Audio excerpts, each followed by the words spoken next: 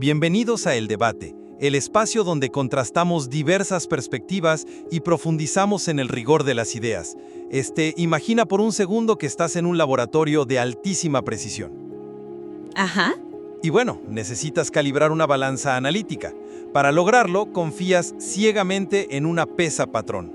Claro, tu punto de referencia. Exacto. Es un objeto externo, físico, inmutable que guardas bajo 7 llaves. Te dice con absoluta certeza, esto es exactamente 1 kilogramo. Sí, es tu ancla indiscutible en el mundo material. Pero mira, desde aquí ya te voy adelantando mi escepticismo sobre el tema que nos reúne hoy. A ver, ¿por qué? Porque lo que vamos a analizar es un escenario donde esa pesa patrón, pues de pronto se esfuma. El texto nos va a pedir algo que roza en la imposibilidad. Nos va a pedir que la balanza sea la que se evalúe y se calibre a sí misma. Y es precisamente esa imposibilidad la que, la verdad, me parece la herramienta más poderosa del ser humano. Hoy nos clavamos en las profundidades del libro 20 de Epicteto. Un texto monumental, sin duda. Totalmente. Y aborda una pregunta que nos atraviesa a todos. O sea, la idea de que nuestra razón, nuestra mente, tiene esta capacidad única de ser especulativa sobre sí misma. Yo sostengo, y estoy muy convencido de esto, que esta capacidad de autoevaluación racional es el acto filosófico supremo. Es, neta, la única defensa real que tenemos contra vivir la vida en piloto automático. Pues yo vengo a argumentar desde la otra trinchera.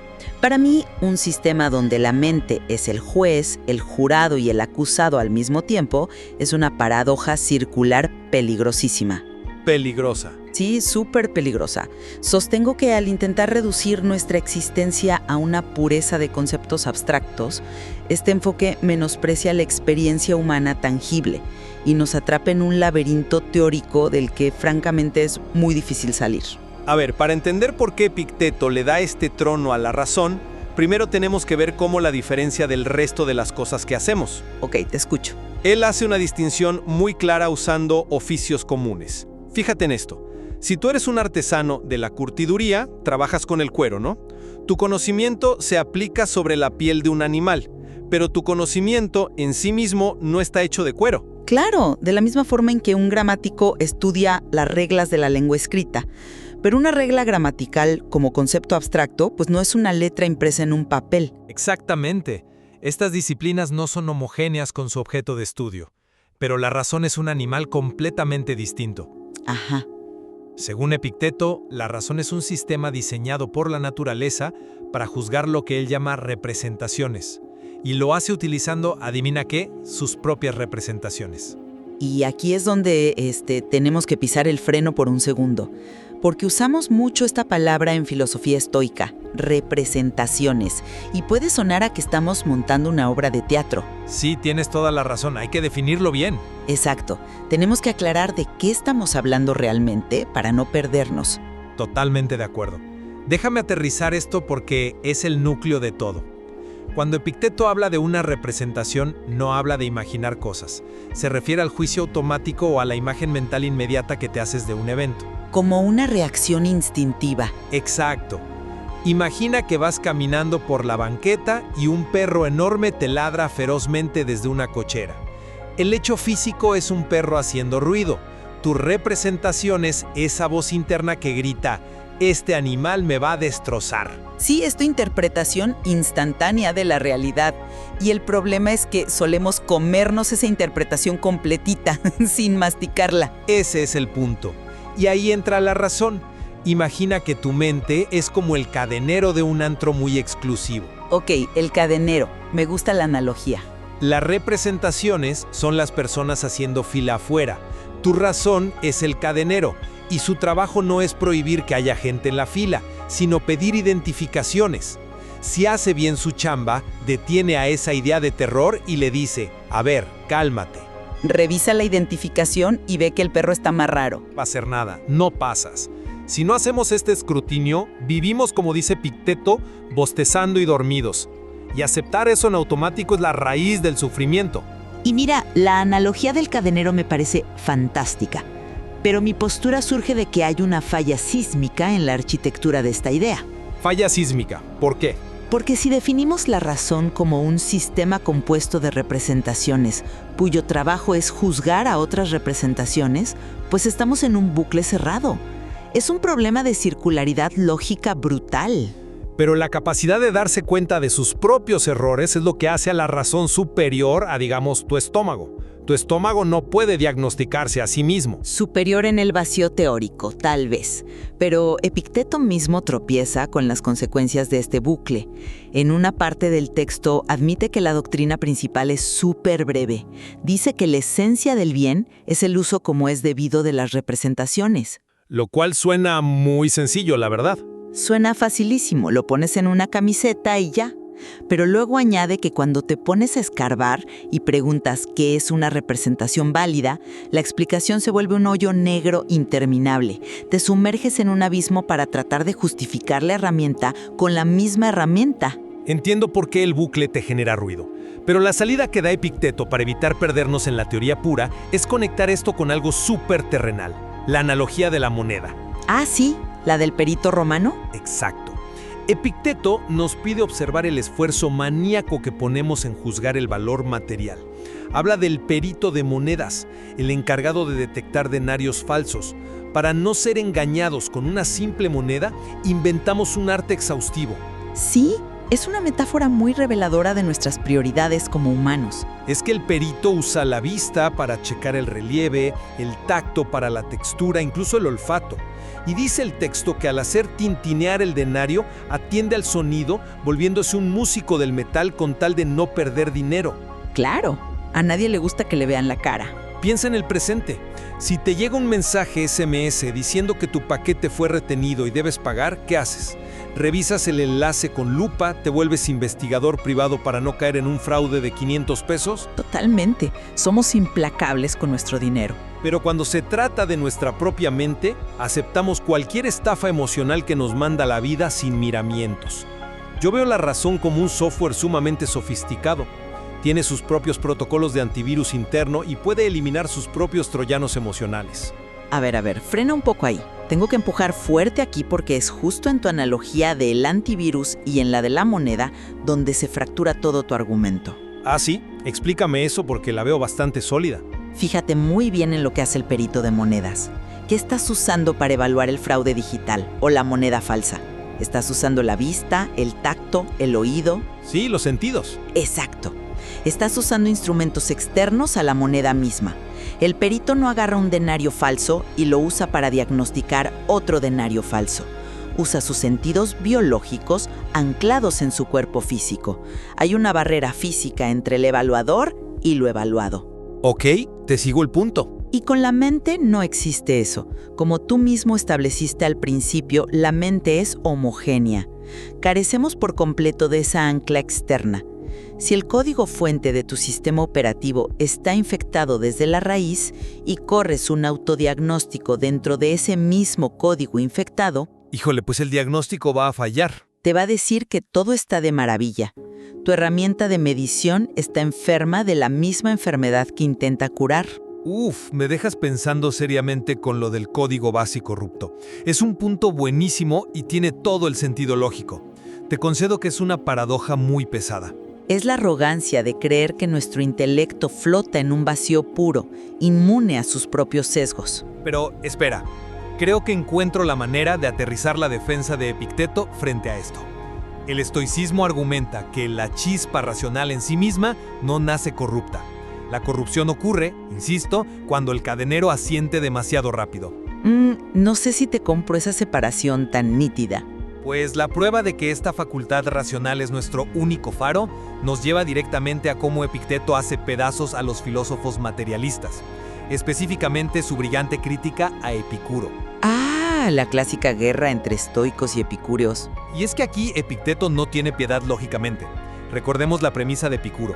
Él sostenía que el bien supremo reside en la carne, en el placer físico, en evitar el dolor del cuerpo. Sí, el bienestar material como fin último. Y Epicteto expone una contradicción que es poesía pura. Dice, imagina a Epicuro en su cuarto. Enciende su candil en la madrugada, se desvela y se agota físicamente escribiendo tratados larguísimos para que la humanidad conozca la verdad. libros enteros dedicados a decir que la filosofía no importa tanto como pasarla bien. Es paradójico. Esa es la enorme ironía. Si el bien supremo es puramente físico, ¿qué es esa facultad adentro de Epicuro que lo obliga a sacrificar su propia carne trabajando en la madrugada? Claro, la carne no escribe tratados. Exacto. La carne no sabe escribir libros ni evaluarse a sí misma. Epicteto dice que es verosímil que el bien de un caracol resida en su concha, pero nosotros no somos moluscos. Epicuro trabaja a marchas forzadas solo para intentar convencer al mundo de que la razón no importa. Se derrota solo. Es un knockout retórico sin duda alguna. Epicteto arrincona a Epicuro y lo deja sin oxígeno argumentativo. Pero, y aquí regresa mi problema con el estoicismo duro, quiero que te fijes en el altísimo costo humano de ganar ese argumento. Costo humano. ¿A qué te refieres? Epicteto gana el trofeo de la lógica abstracta, sí, pero en el camino demuestra una preocupante y gélida falta de empatía filosófica frente a los verdaderos sufrimientos de nuestra existencia. ¿Falta de empatía? Nos está recordando la dignidad de lo que nos separa de los animales. ¿Cómo va a ser eso cruel? Es cruel cuando invalida el dolor genuino de estar vivo en un cuerpo frágil. Fíjate en otro pasaje del mismo libro. Epicteto nos increpa directamente y dice: comparen el pánico que sienten ante la idea de quedarse ciegos con la ligereza con la que aceptan estar ciegos de la mente.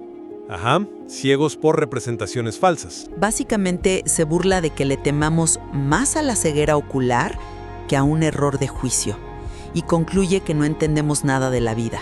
Porque para el estoicismo, la ceguera física es un indiferente preferido. Obviamente preferirías tener tus ojos funcionando, preferirías no enfermarte. Por supuesto. Pero si pierdes la vista, esa tragedia no afecta tu núcleo moral. No te impide ser una persona justa, valiente o sabia. Sin embargo, aceptar un error moral profundo sí corrompe tu alma. La ceguera intelectual te destruye como ser humano. Suena bellísimo para ponerlo en un póster inspiracional, pero bájalo a la vida real. Temerle a la ceguera física o angustiante por un dolor crónico que no te deja trabajar es una respuesta profunda y biológica. Sí, claro, nadie lo niega. Pero Epicteto habla de la carne casi con asco. Tratar de desestimar el cuerpo y el sufrimiento real solo para coronar a esta pureza representacional flotando en el vacío es divorciarte de la experiencia de estar vivo. Bueno, pero Epicuro podía equivocarse en su lógica, pero él al menos reconocía una verdad indiscutible. El dolor duele, neta duele cañón, y no puedes simplemente reinterpretar una fractura expuesta con tu cadenero racional para que deje de doler. Te entiendo, y sé que no somos hologramas ni algoritmos puros. Claro que la carne duele y el dolor importa, pero creo que la exigencia de Epicteto no es que niegues el dolor, sino que te rebeles contra la idea de que ese dolor defina tu valor o tu paz interior. Es muy difícil separar ambas cosas en la práctica. Y eso nos lleva al tercer gran problema que suele surgir con el estoicismo, la practicidad. Tú lo ves como una falta de empatía, pero yo lo veo como un antídoto contra la indulgencia que nos hace débiles. No es indulgencia, es desgaste. Justamente la exigencia extrema de este método me genera un problema monumental de viabilidad para el ser humano común. ¿Viabilidad? Sí. Si yo no puedo confiar en mis instintos y tengo que someter cada pequeña preocupación sobre si voy a llegar a fin de mes, cada enojo en el tráfico, a este Tribunal Supremo de mi razón, que te recuerdo, se audita a sí mismo de manera dudosa, pues ¿en qué momento vivo? Pero estar atrapado en esos miedos ciegos no es estar viviendo, es ser puramente reaccionario. Pero se convierte en parálisis por análisis. Epicteto mismo confiesa en el texto que definir la esencia del bien requiere mucha preparación, mucho esfuerzo y estudios. Si conviertes tu mente en una zona de vigilancia, las 24 horas, corres un riesgo brutal de volverte un ermitaño mental. Yo no creo que termines aislado por eso. Termina siendo alguien perfectamente calibradito por dentro en silencio total, pero completamente paralizado y aislado del caos hermoso que es la acción del mundo exterior. A ver, Tengo que disentir fuertemente ahí porque yo lo veo desde un ángulo radicalmente distinto. El propio texto se adelanta a esta queja de cansancio que me planteas. Epicteto lanza una pregunta retórica que me parece una cachetada de realidad. ¿Cuál pregunta? Él dice, ¿esperas que se pueda obtener con poco el arte más importante? O sea, fíjate en nuestras expectativas de vida. Aceptamos sin chistar que nos tome 10 años dominar el idioma japonés. Claro, el dominio de cualquier oficio complejo toma mucho tiempo. Exacto. Pero, de alguna manera arrogante, exigimos que la sabiduría, que el arte supremo de gobernar nuestra propia cabeza, sea fácil, instantáneo y que no nos canse. Rechazar su sistema por considerarlo muy agotador es conformarnos con la pereza de vivir estafados por nuestras emociones. El problema que yo apunto no es que requiera esfuerzo. Todo lo que vale la pena en esta vida requiere esfuerzo. En eso estamos de acuerdo. Ajá. El problema es hacia dónde diriges ese esfuerzo monumental. Si te pasas 10 años tocando el piano, creas música que conecta con otros. Pero si te pasas 10 años obsesionada con que tu razón vigile a tus representaciones en un cuarto cerrado, ¿qué produces? ¿Qué produces? Pues... Produces una imperturbabilidad artificial. Te desconectas del mundo. Yo diría que produces un ser humano inquebrantable. Piensa en el impacto práctico de alguien que ha entrenado ese cadenero de su mente. Ok. Alguien que ya no colapsa en pánico cuando hay una crisis, que toma decisiones de liderazgo con frialdad y compasión sin estar infectado por traumas. Esa persona actúa 100 veces mejor allá afuera. El esfuerzo es el filtro que separa a quienes quieren ser libres de quienes solo quieren estar cómodos. Es una visión seductora, no te lo niego. Y creo que ahí tocamos fondo en la divergencia de hoy. Para ir resumiendo mi perspectiva, si bien concedo la importancia del rigor intelectual en el libro 20, mantengo una postura de profunda cautela frente a lo que llamaría la arrogancia de la razón pura. La arrogancia de la razón. Me gusta el término, aunque no lo comparta. Tratar a nuestra mente como si fuera un laboratorio aséptico que puede evaluarse a sí mismo sin apoyarse en la experiencia emocional y vulnerable de la carne, me parece un gran peligro. La razón pura, desvinculada del sufrimiento y la realidad encarnada, corre el riesgo de volverse un espejismo estéril, un engaño que nos hace creer que estamos por encima de nuestra condición humana. Es una advertencia que pone los pies en la tierra, y todo lector de filosofía debería tenerla muy presente. Pero bueno, para cerrar y resumir mi postura, yo sigo convencido de que la propuesta de Epicteto no es un espejismo. Es el único salvavidas real que tenemos. A pesar de esa inquietante paradoja de usar la mente para juzgar a la propia mente, la autoevaluación racional es lo único que nos separa del caracol. Como ilustra la analogía del perito, nuestro deber ético es aprender ese arte meticuloso de escanear cada pensamiento antes de guardarlo. Es la forma de honrar nuestra naturaleza. Creo que la tensión misma que Epicteto dejó plasmada hace casi 2000 años nos sigue interpelando hoy con mucha fuerza. Esta fricción constante entre habitar un cuerpo vulnerable y tratar de domar una mente indomable es lo que hace fascinante estar vivos. Totalmente de acuerdo contigo. Y esa fricción es lo que nutre este espacio. Apenas hemos raspado la superficie del libro 20. Hay debates profundos sobre sus concepciones lógicas que dejamos sobre la mesa y que invitamos a la audiencia a explorar por su cuenta. Definitivamente. Vayan a la fuente, lean a Epicteto, peléense con él en los márgenes del libro y sobre todo no acepten nuestras interpretaciones como dogmas. Sométanlas al escrutinio implacable de su propio tribunal interno. Así es. Y la próxima vez que se descubran sintiendo un enojo abrumador o una certeza absoluta sobre algo, hagan una pausa y pregúntense: ¿estoy seguro de que esto es verdad porque ya calibré mi propia balanza o mi cadenero interno me dejó pasar porque simplemente está trabajando dormido? Hasta la próxima.